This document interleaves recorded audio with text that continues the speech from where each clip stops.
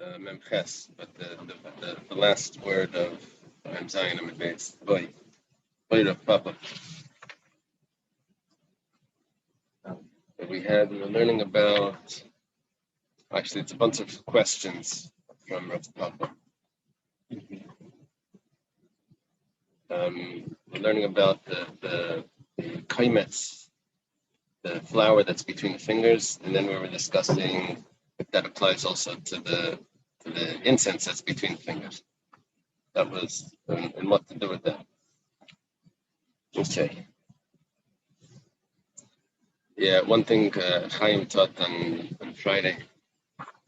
One thing I heard about Timches, that she had 7 sons that were Kainim Gedolim, because the hair, the walls of the house, the beams of the house never saw her hair. So it says in Chassidus that hair is Kabura. So what it means is that she only used chesed in raising her children, and that's why they became Kainim Gedolim, which is Kainim Marosa Chesed. Let's start. Boira Papa. We're on the top of Memches. Davkei Lekaimetz Bedoifnei Demana Mai.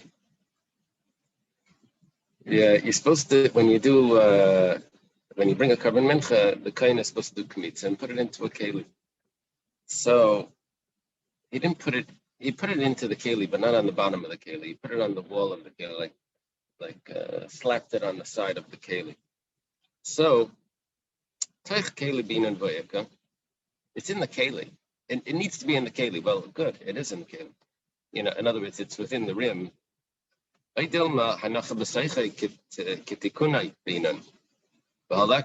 you have to put it on the bottom of the keli, and you didn't do that. Okay. Now, the Gemara says Teku. Where are we up to in the... there was a simon for this on Mem Zayin and Beis for each of these. First one is Beini Binayim, Pashat, Machatz. This may be Machatz. I'm not sure. Boy Mar Baravashi. Now, Mar Baravashi has a question. Let's say you turn the keli over. Now, there's two ways of learning this. I think the simple pshat is you turn the keli over, but you put it on the top and you shove it up into the keli. You have it stick into the keli, so it's going to be probably dripping down. But you get it in there and you hold it on the top. That's one pshat. I saw the Meiri has another pshat where you turn over the keli. Those bechers that have a stem on the bottom or a wine bottle. You turn it over. It has a little concave on the outside as well. Is that concave? So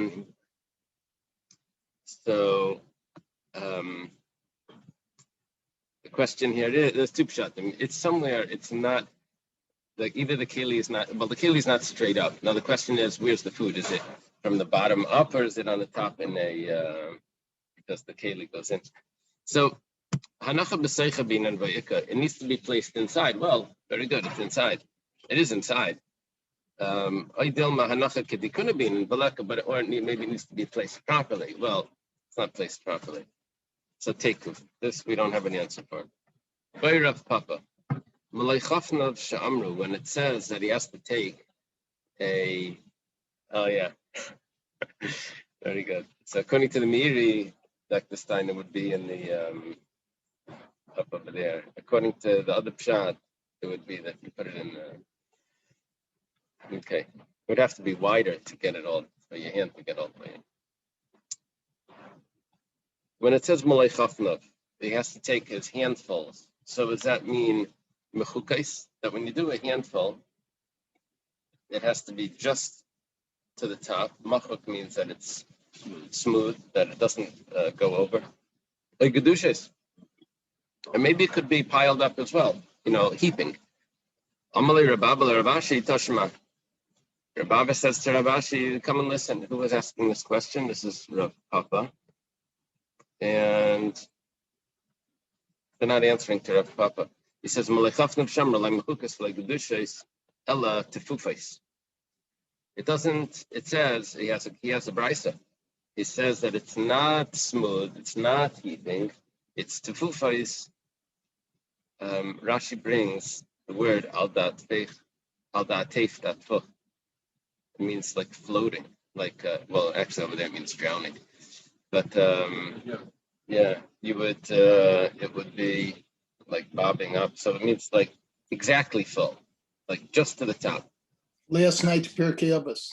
Yeah, I don't know what the difference between smooth is. This may be a little higher than smooth. That's what it sounds like. Tanan Hassam. It was taught over there. It was over there in Tzvachim. Nishbach Adam ala ritzba v'asafai is pasul.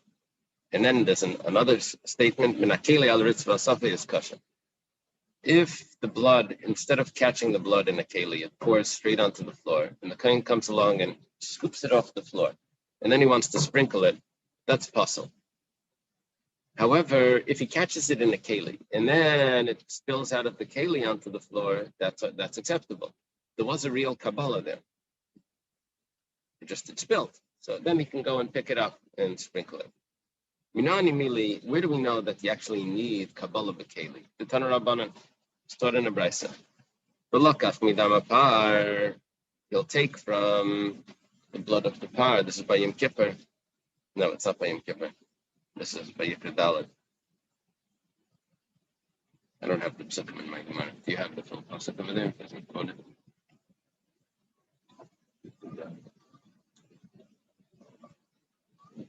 What does it say? What's the full pasuk? Right? Could be. It's definitely by Yikra Dalet.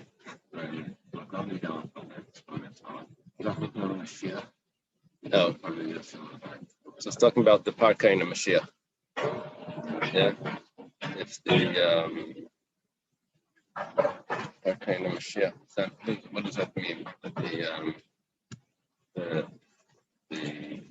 the head of the Sanhedrin, or does that mean the Kohen Gadol doesn't have Aveira? He doesn't have Aveira, he has to bring a chatas. So V'lokach midam apar, he takes from the blood of the par. We're going to be discussing the midam, from the blood. Midam nefesh, v'lei midam ma'ar, v'lei midam matamtzis. He takes from the blood that the soul goes out with, not the blood that sprinkles out afterwards, and not the blood that comes from the skin. Midam, what is that? It does, it spits out. Midam hapar, dam me hapar yikableno. You have to catch it from the par itself. The isal kadaitach midam apar midam apil mitzistam. You see, there's two ways of reading this. There's a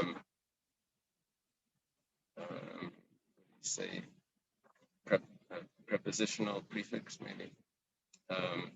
The midam, from, you take it from the blood. Yes, two ways of reading it. From, because dam hapar means the blood of the par. Is it from the blood from the par, or is it from the blood of the par? Is it? So, one shot could be me that you take from the blood of the par. That would mean dam mitzvah, just some of it you take from the blood of the par. The problem with that is, Vam Rabbi Yehuda says, that's not good. You have to get all the blood, not just part of it. You have to pour it all onto the foundation of the Mizbeach. Rather, we see from here, my mi dam hapar, it's dam me hapar. You have to take the blood from the par, which means directly. Yikablena, that's how you get it. That's how you receive it. This is our source, that you have to get it straight from the par, not spilling on the floor. Because savar. And this opinion holds, Gorin and Mesifin Vidarshan. That means I can take a letter, remove it from a word, and add it onto another word. Gorin and Mesifin Vidarshan. I add it onto another word. Which letter? We're talking about the mem. I take midam hapar and I put it dam me hapar. Right. Boy Rav Papa. Rav Papa has a question. Nispazer akteres mimalei chafnav mahu. If it's spilt out, this is the pizza on in the simon. If the keter is spilt from his hands, from the Kohen Gadol's hands, he's supposed to be taking it into the Kodesh HaKadoshim. It spilt, it fell on the floor, I guess. So, how do we view his hands? Yodi Ketzaver Behemadami Psula. It was never really in a keli. So do we say that it's as if it fell out of the animal onto the floor? It was never in a keli. Well, he never put it into a keli. He did. Let's say he put it into the ka. It's not telling us. Which, usually, you take a kaimetz, you put it into a keli. The blood, you catch it in a keli, and then you bring it up and you sprinkle it on the thing. But if you don't, if it wasn't a keli, and it comes from the animal, it goes straight out and falls on the floor, then you can't come and sweep it up afterward. You can't. It has to be in a keli. Once it's in a keli, then it's a different story.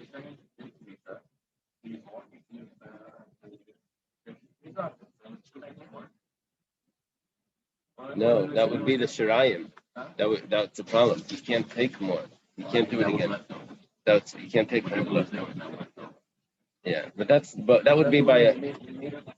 No, the problem is in our example, which would be what happens by a kmitza? As Nothing is being up by a kmitza. If you drop it before you put it in a keli, can you pick it up off the floor? No, but are you allowed to? You're allowed to pick a kaimetz off the floor. Now we're talking about. Now let's go to the ketayra. That was by a min. Now by the ketayra. He took a scoopful of the ketayra. He took two handfuls, and he drops them. It all spills out. So is he allowed to scoop it back up? Do we say that it's as if it's the blood that came out of the animal? And that would be puzzle. Or maybe his hands at this point were like a klisharis, and if it spills out of a klisharis, you're allowed to collect it. Versus take it.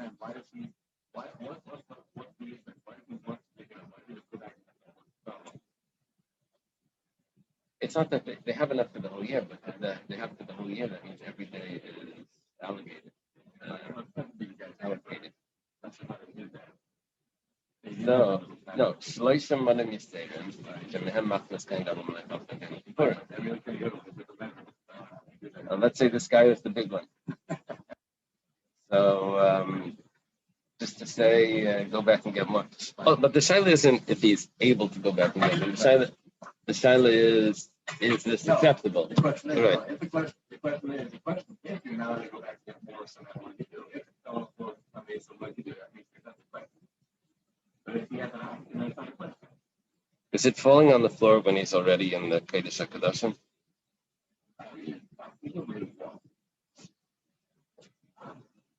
Then the problem would be he wouldn't be allowed to go out and he gets more. You're supposed to go in once and not. Okay. The Gemara says, take it. We don't have an answer to this. Boyer of Papa. Tishav b'chafinas ketayras mahu. If he has the wrong kavanah while he's doing the scoopful. So normally, as we're going to see, there's a halacha of higel. If you think that you're going to do the service a day later, that would apply also to kmitza. If you have the wrong kavanah by the kmitza, I'm going to burn this kaimet of the flour at a different time. So the question is here: what's the chafina when he gets the scoop also in his hand? His handful. Do we learn from the mincha that we had before that we said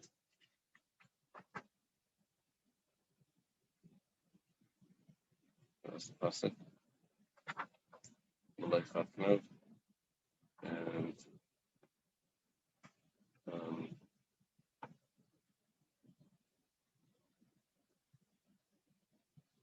And Where did we have it? Malay kumtzai and malay chafna. That was the Gezer Shava. That there's a comparison between the kamitza and the scoopfuls of keteres. Did we say that we learned kamitza from kamitza to keteres? Just like over there, it helps his thoughts. It helps. It means that it makes it puzzle. Yeah. Mahani means it works. That his thoughts work. So too over here, his thoughts work, are effective, and it becomes pigul. Or maybe not. Maybe we should say we don't have that comparison. Amalei Rav Simi Barashi Rav Papa. So Rav Simi Barashi says to Rav Papa Tashema, come and listen. Haisif Rabbi Akiva added. It says, Hakaimitz v'hakteres v'alavainu v'agachalim shemnaga tvul yaim v'miktasin pasan eskulam. So your tvul yaim is not very tamei. He already went to the mikveh. A very minor tumah. If he touches something, that becomes tamei and nothing else. So if he touches food, only the exact item that he touched would become tamei, but it wouldn't spread to the next item at all. However, when it's in a kleisharis, when it's in a keli, it all becomes one substance. And the keli is mitzdarafet, it joins it together, and when he touches it, everything becomes tamei. Whether it's ketairas, that's up with asailas or ketairas, lavaina, and the coals. If a tvul yaim touches it, everything becomes pasul. Kasal kadaitach mida pasul tvul yaim. We're understanding over here that if the tvul yaim can pasul it, so pasul na milina. Why does the tvul yaim pasul everything? Because we're saying that the effect of the kleisharis joins it all together. That effect means that it's kaidash. So, since if that's the case, that pasul nami lina, that if it would stay overnight, it would be pasul. And we delina pasul nami machshava. If staying overnight makes it pasul, then machshava should also make it pasul. Now, did we say clearly the chafina? Yeah, we're talking about the hakteres. That's the point. Kaimetz v'hakteres. Now, maybe it's ketairas and a keli. How do we know it's the ketairas of malay chafna?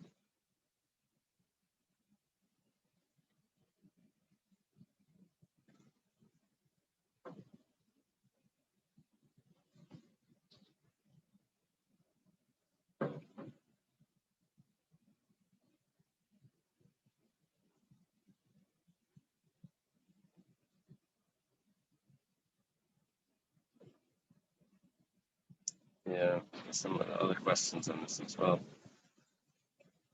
Okay, Rashi has a question. Rashi's surprised that the Gemara is bringing a raya from the Sais of Rabbi Akiva when we have a clear Mishnah that says "Akay mitzvah teres minchas kain ma'ilem b'mishuk t'shukitzu b'keli hashru l'sa b'tvul yaim l'machas belina."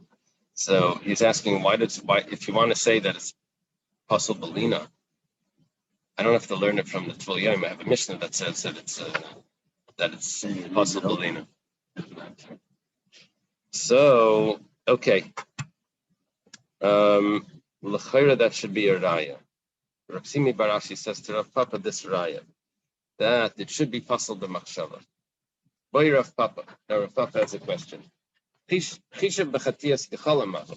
we were talking about the ketairas. What about he has to scoop up the coals with the shovel? What is that? Is that an avodah? Is that a preparatory? Machshiri mitzvah k'mitzvah dami aylai. This is machshiri mitzvah. Is this considered the same status as the mitzvah itself? The Gemara says teiko. They'll leave this as a question. If he has the wrong kavanah when he's scooping up the coals, what's going to be the halacha? That's a teiko. This question is going to take us through a lot of interesting tangents. But anyway, the question here is the students asked from Rav Sheshes. Halacha b'smal mahu. You have to, you shech the animal, you do Kabbalah. Kabbalah is you receive the blood, but that has to be in the right hand. Then you have to take the blood to the Mizbeah. and you sprinkle it. Now, the sprinkling in the Kabbalah is clearly in the right hand. Halacha, the taking it, is like a quasi sort of avodah. We consider it an avodah, but the question is, what happens if the halacha was done with the left hand? Amalu Rav Sheshes Tanisua. I'll bring you a raya that it's acceptable. Take a look. Not a lasamachta b'yamina v'sakaf b'smalei. We see by the Ketores. The Kohen Gadol takes the fire pan in his right hand. We said because it was heavier, and or even if it wasn't heavier, it was hot. And he takes the kaf in the left hand. When Nifshetlu mihad tanan, the Gemara asks on Rav Sheshes. Rav Sheshes is answering the student. What's the din with taking the blood in the left hand? So he brought a raya from Ketores. They say, why didn't Rav Sheshes answer mihad tanan? A regal shal yamin b'smala b'sayir lachutz. One of the kayanim by the carbon tamid would get the head and the leg, and the right leg, and he would take it up. So the head went in his right hand, and the leg went in his left hand, and he would carry it to the mizbeach. So you see, you're allowed to use the left hand. The Gemara says, that's not a good raya. I could have thought that maybe that's carrying the limbs to the altar. That's not the blood. That's not mark of the kapara. The question was about the blood. The critical part here is the blood to the altar. Can you use the left hand? You bring me a raya from the Ivarim. It's not a raya. What do we have a raya from bringing the Ketores? Okay. Abal halacha de ma'akva kapara. But halacha that does affect the kapara, lawyer would have said that doesn't affect. So kamashma, and that's why he brings a raya from the Ketores. Okay. Meisvei. Rav Sheshes concluded.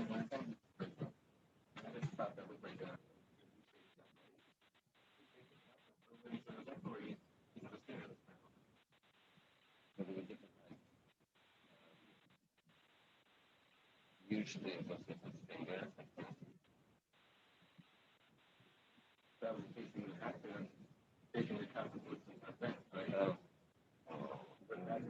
Yeah, we're going to see there was he's standing still. Or nothing is asking if the sprinkling is done. How is the sprinkling done? Is it done with the cup or is it done with his finger?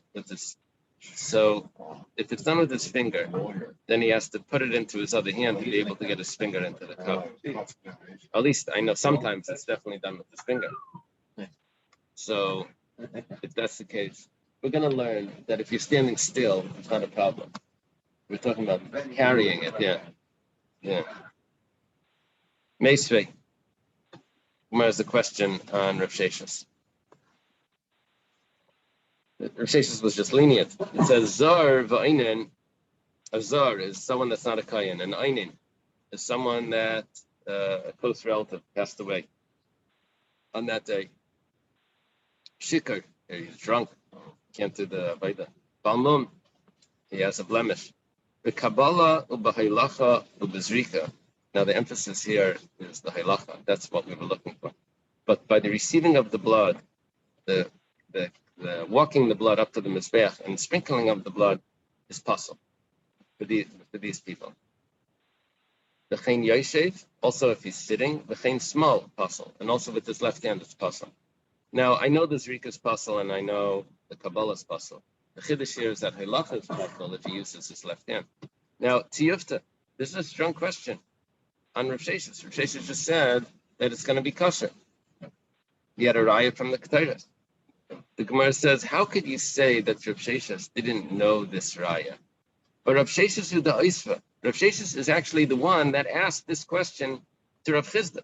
Damar Rav Sheshes, Damali Rav Sheshes Lamayr Rav Chisda. Rav Sheshes tells the Amayra of Rav Chisda. Amayra would be the one that's saying over the statements of Rav Chisda. Rav Sheshes tells him, ask Rav Chisda the following. Rav Chisda, ask Rav Chisda, halacha b'zar mahu. What happens if the zar does, if a non-kohen does halacha? Does it passel the carbon? He says, Amalek Shera. He says, no, it's kosher. O mikra misayeni. And there's a pasuk that supports me. Vayishchetu ha-pesach, vayizriku ha-kayanim miyadam, v'alaviyim mafshitim. They shechted the carbon pesach, and the kayanim sprinkled from their hands. Now, from their hands sounds like that someone else carried the blood, and the Kayanim took the blood and sprinkled it from them. Sprinkled it from their hands. Sounds like there was a Zar that was there that was sprinkling the blood. Umaysiv Rav Sheshes has a question to Rav Chizda. Yeah, look at his question. Zar v'ainin shikar b'almon b'kabala v'halacha b'zrika pasal v'chein yesher v'chein small pasal. How can you tell me that halacha b'zar is kosher?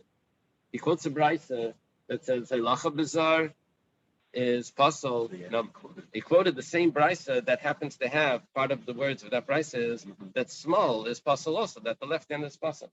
So how could Rav Sheshes mistake and say that the left hand is going to be kosher? That's the answer. What happened was, Rav Sheshes said a halacha that if you use your left hand for the halacha, it's kosher. He gets attacked. How could he say this? We have a brayta that says that the halacha b'smol is possible. So he hears Rav Sheshes. Rav Sheshes hears Rav Chizda teaching. So he asks a question: what about the zar? So he said, "Oh, it's kosher." So Rav Sheshes already knows the answer. Why do you ask? Why do you ask? He knows the answer. He asks him right away. He says, "I have a brisa. They just used it to attack me. Now I know the brisa. It was used against me. Now he asks Rav Chizda the question. So it's not that how could Rav Sheshes have paskined this way, and it's because he paskined before, and then he was challenged, and once he was challenged, then he asks Rav Chizda. Right. The psak came before the question to Rav Chizda.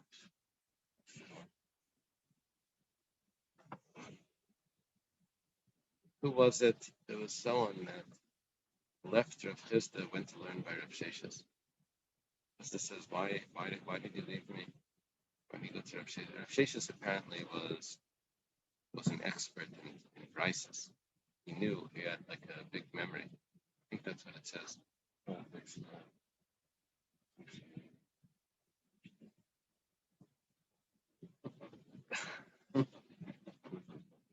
Rav Chizda Kraka Amar.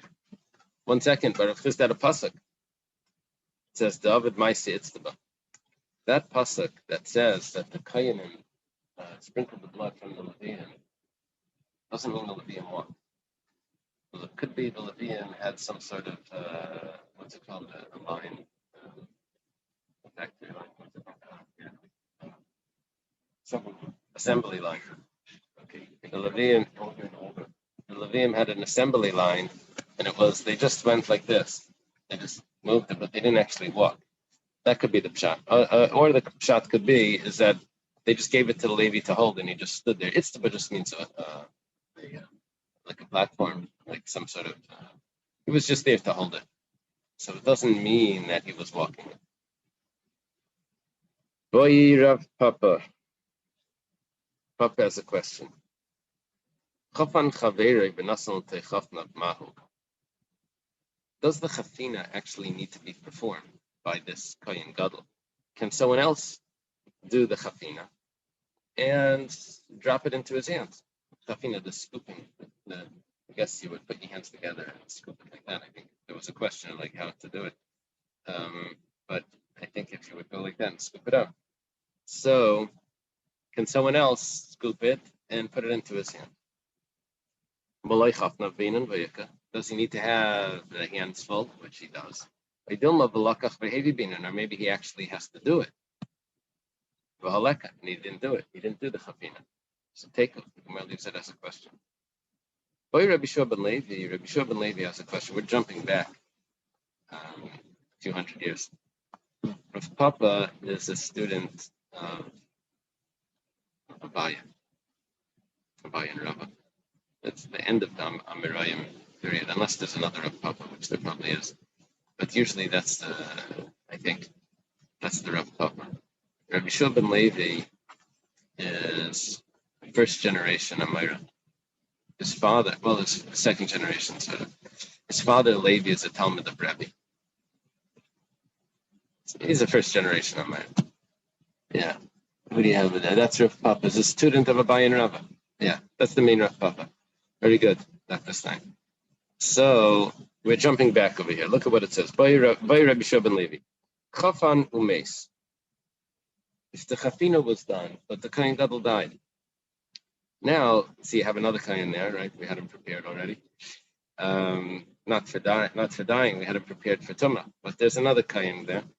Maushi yichanis acher b'chapinase. This is a little awkward. He's going to take his chafina, and can he use his chafina, just put it into his hands? Or does he have to go back to the original papyrus and do a new chafina? Or could he just take this chafina? Wouldn't it have become tamei if he died?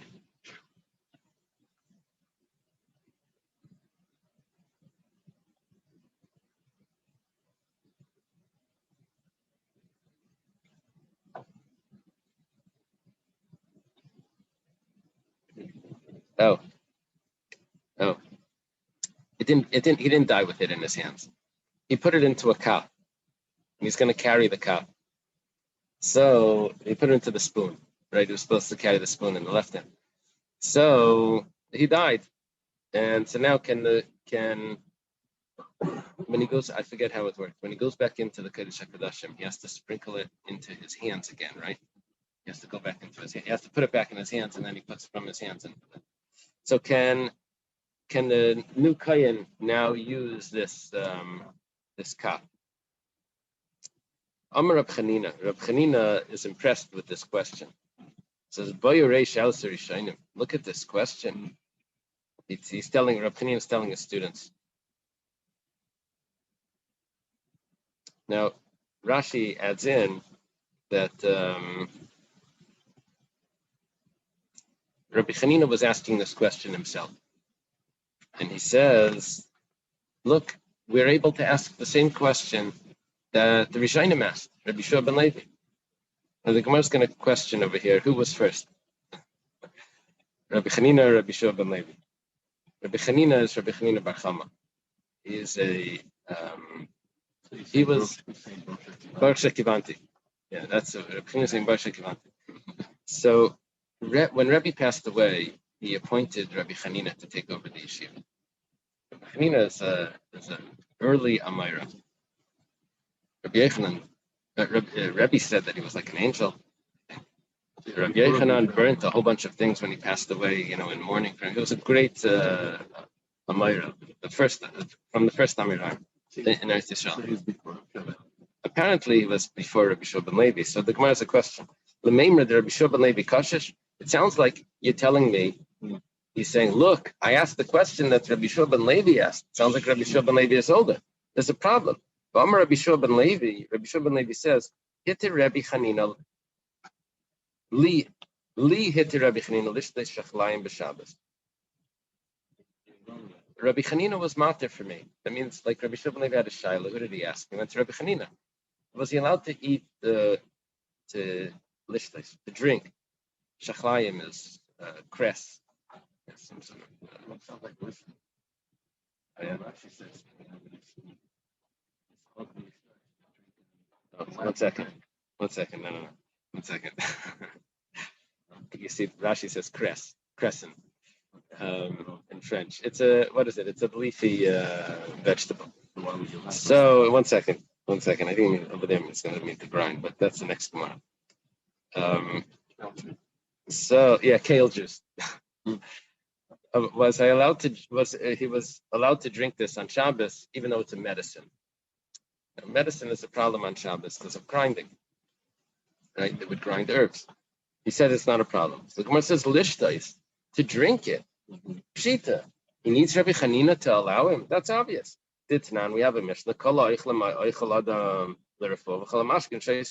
You're allowed to eat anything. You can't say I can't eat chicken soup this Shabbos because I have a cold. And it's medicinal for. No one's going to say that. The doctor's saying it's not medicinal either. But no,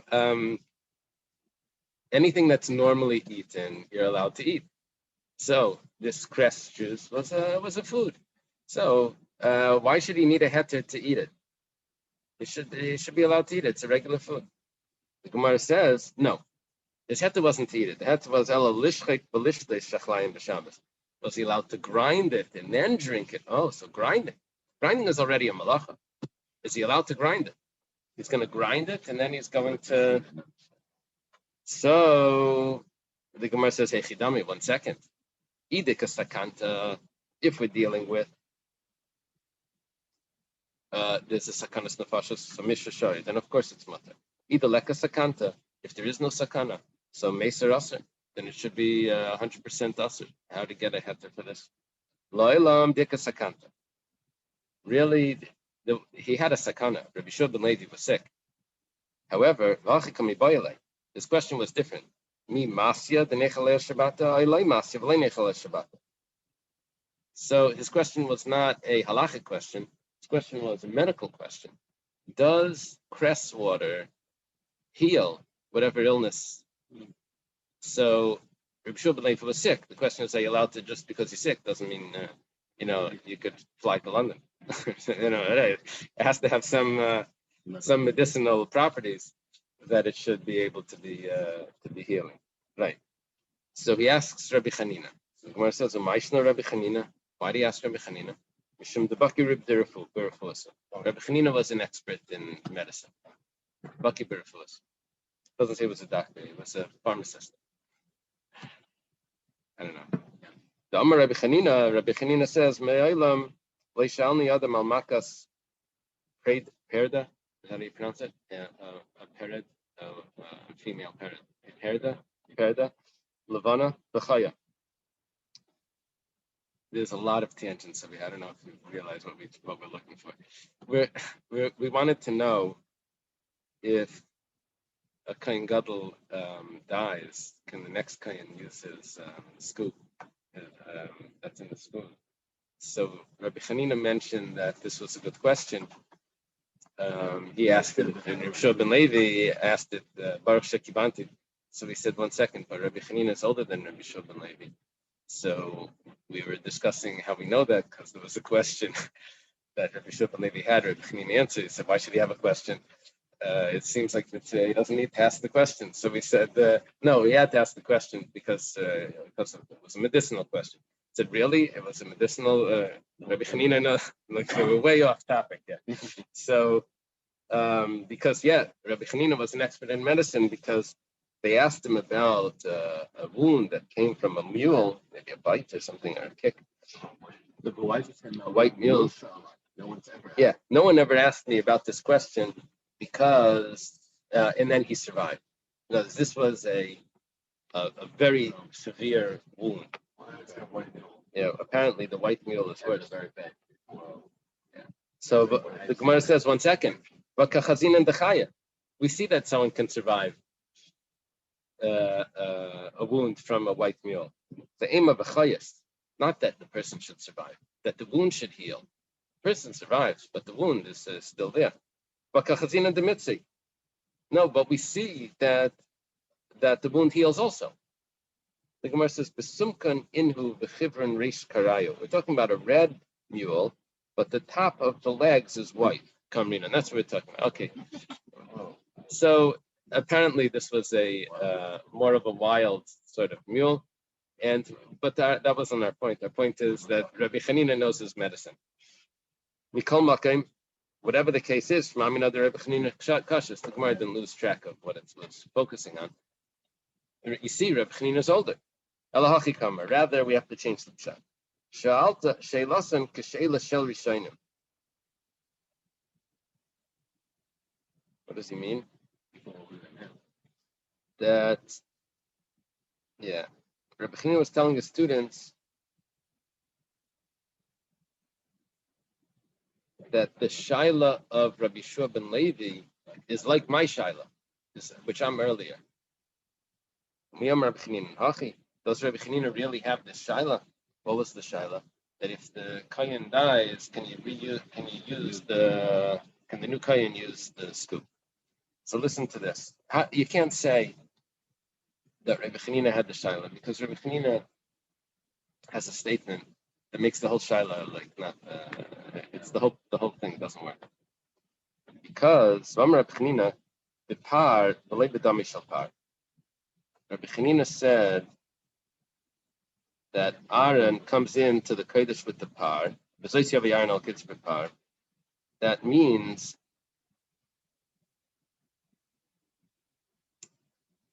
that if the Kayan needs to use his par, if the Kayan dies and they get a new Kayan, the second Kayan can't use the blood of the first par of the first the par of the first Kayan. Okay, he has to bring this on. So now, when was the Keteris done? The Keteris was done in between the shechting of the par and the sprinkling of the blood of the par. Where's the Kayan Gadol dying? At the before the Keteris. So you have to start the service over. If the Kayan, the par itself, you have to go back and redo it according to the par. Oh, and now we're saying, but maybe the Keteris was done out of order. It's nothing. So if we have to start the whole thing over, you have to do the par over. You have to do over the Keteris. You have to do a new chafina. So how could Reb Chanina even ask this question? The Gemara says, "Hachi kama." Here's the pshat. This is what Rabbi Chanina meant. Midakami bayilei. The fact that Rabbi Shua ben Levi had this question. Midakami bayilei ha. They had this question. Bechlal the kasavar b'par v'afila b'damishal par. He must hold differently than me. Rabbi Shua ben Levi must hold that you're allowed to use the blood of the par, even though it's not your par, even though you're the new kayan here. The old kayan passed away. And according to this, so sheilasik sheilas rishayim. According to his way of understanding, so he has a good question. It's as strong as sheilas rishayim. The problem is, who's the rishayim? So it can't be Rabbi Chanina. It must mean that other people that argued with Rabbi Chanina about par, what was the pasuk? Bepar b'lei b'damishal par. They argued with him and they said no, that another kayan can use the first kayan's par. And according to them, they also had this shaila, which Rabbi Shua ben Levi is now asking. What about the chafina? Okay. My havi Allah. So what's the teretz? Amar Rav Papa says, it has to do with when you go back in, if you do a second chafina.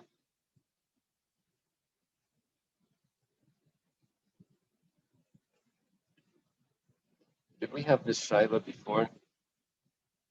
When you go in, you do a chafina outside, right? And then you have the scoopful. You put it into the cup. When you go back inside, you do a new chafina. You put it into your hands again. You put it into your hands again. So if you redo the chafina when you go inside the Kodesh HaKadoshim, so chaveri nichnas b'chafinasai, then the friend can go in. Why? Because he does a new chafina. I know there was an old chafina, but so what? Now he's doing a new chafina, and that's acceptable. There's supposed to be another chafina, so it's not considered that he's using someone else's because he did his own chafina when he was inside. The mekayim chafina because he's doing a chafina. The ein chayzer v'chayfen. The ein chayfen v'chayzer v'chayfen tibayla. But if you don't do a new chafina, that's when there's going to be a shaila. Amalei Rav Huna Breder Rabbi Shua of Papa. Huna Breder Rabbi Shua is also a contemporary of Rav Papa. He is also a student of Abayin. He asks Rav Papa. He says, Adarabba. It's exactly the opposite. If you do another chafina, then then the next kayan can't use it. Why? Because the new kayan that's going into the Kodesh HaKadoshim, how's his hands going to be exactly the measure? Chafina needs to be exact. Are his hands going to be the exact size of the first kayan? If he needs a new chafina, then forget it. There's no way that he's going to be able to use the first chafina. If you don't have to do a new chafina, that's where the shaila would be, because you can use the first kayans. But if I have to do another chafina when I get inside, and it has to be exactly the measurement of my hands are not going to be the same size as the old kayan. The bayalo, okay, now we have the shaila. Chayfen v'chayzer v'chayfen aylai. When you get inside, you have to do a new chafina. Tashema. So come and listen. Kachaysim midasa. We had in our Mishnah, we said that he takes the kaf and he takes the machta, he takes a scoopful, he puts it into the kaf. Hagadol if he gadloi, bakatl if he katmei, the kachaysim midasa. And that was its measurement. Now, did the Gemara already explain what it meant? Kachaysim midasa? No, we didn't really explain that, what it meant. So now we're saying like this. My love, what does that verse, that phrase of the Mishnah mean? My love, that it has to be the same size, the same amount that was outside, that has to be the same amount of the chafina and inside. And it says, why? How do you know that? I have two pshatim here. I can say that when it says kachais midasa means that I can make a scoopful and I don't really need to do chafina. Remember, we had a question about the kaimetz. Can you make a scoop that's the same size as the kaimetz? Maybe what it means in the Mishnah when it says, in the pasuk when it says malay chafna, that was one of the shalos before. Malay chafna, that does he really need to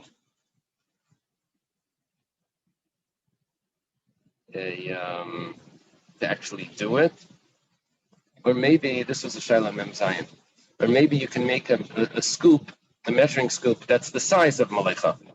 Maybe that's the pshat, but not that it needs to be the same size when it gets in. Or maybe another pshat over here is that it needs to be whatever it is. It needs to be exact chafina. Can't be more or less. In other words, don't bring me a raya from the Mishnah kachais midasa that it needs to be the same size inside and outside.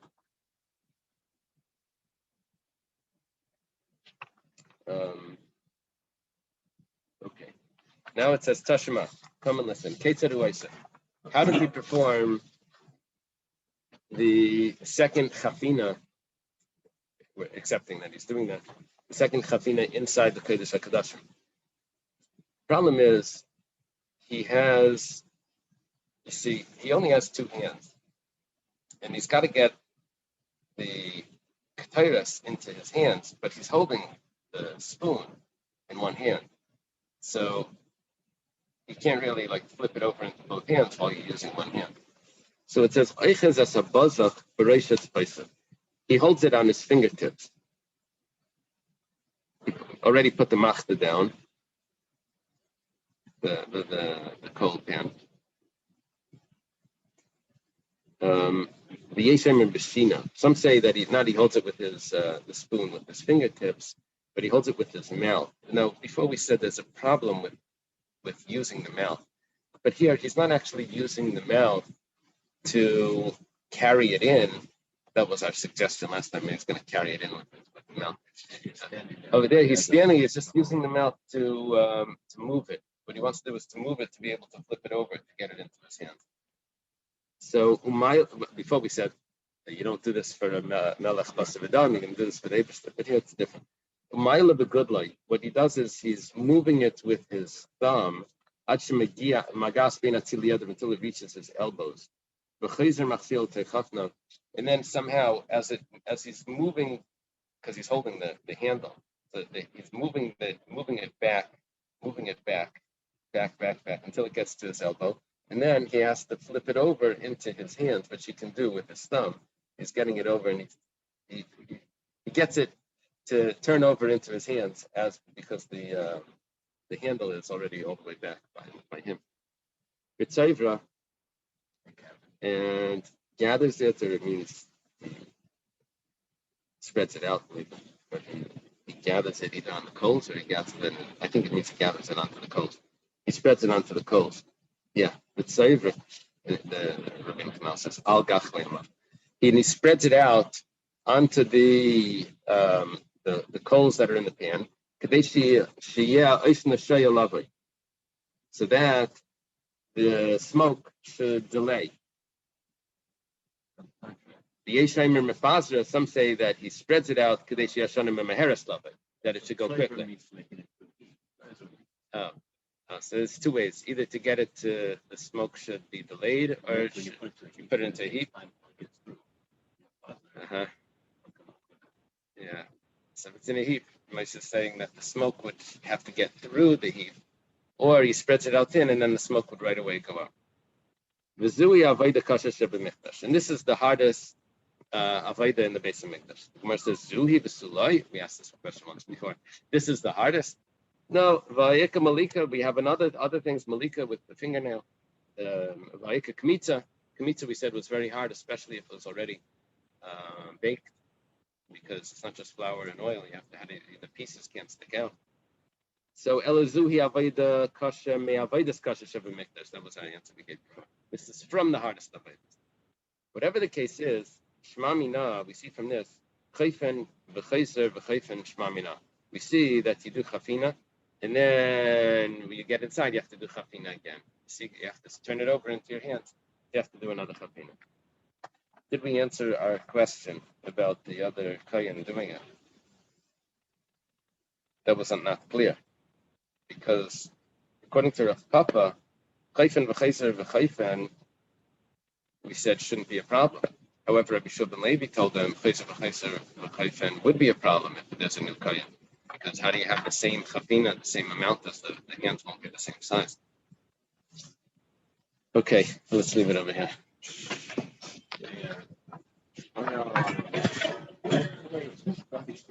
Yeah, these are worse.